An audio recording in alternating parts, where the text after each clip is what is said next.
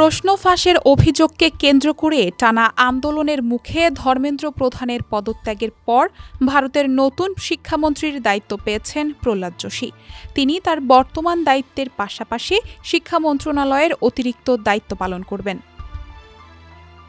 শনিবার সন্ধ্যায় ভারতের রাষ্ট্রপতির দপ্তর এক বিজ্ঞপ্তিতে জানায়, ধর্মেন্দ্র প্রধানের পদত্যাগপত্র গ্রহণ করা হয়েছে।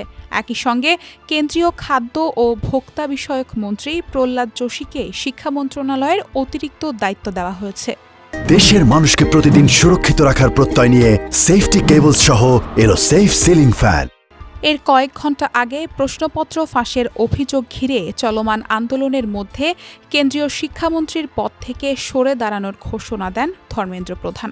পদত্যাগপত্রে তিনি বলেন, শিক্ষার্থী, শিক্ষক ও শিক্ষা ব্যবস্থার উন্নয়নে 4 দশকের বেশি সময় কাজ করছেন তিনি।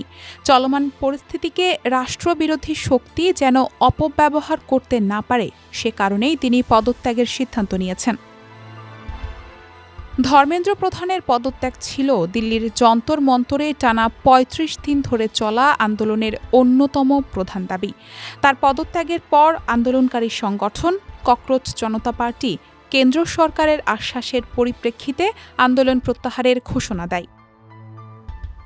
প্রহ্লাদ যোশী বর্তমানে কেন্দ্রীয় খাদ্য ও ভোক্তা বিষয়ক মন্ত্রীর দায়িত্ব পালন করছেন। নতুন দায়িত্ব পাওয়ার আগের দিন তিনি বলেছিলেন, প্রশ্নপত্র ফাঁসের ঘটনায় অনিয়মের বিরুদ্ধে সরকারের কঠোর ব্যবস্থা নিতে প্রতিশ্রুতিবদ্ধ। একই সঙ্গে তিনি অভিযোগ করেন, কিছু অসামাজিক শক্তি শিক্ষার্থীদের আন্দোলনকে ভিন্ন খাতে প্রবাহিত করার চেষ্টা করছে। তিনি আরও বলেন, শিক্ষার্থীদের শান্তিপূর্ণভাবে প্রতিবাদের অধিকার রয়েছে, তবে আন্দোলন যাতে অন্য কোনো পক্ষের স্বার্থে ব্যবহৃত না হয় সে বিষয়ে শিক্ষার্থীদের সতর্ক থাকা উচিত। ডেস্ক রিপোর্ট, সমকাল।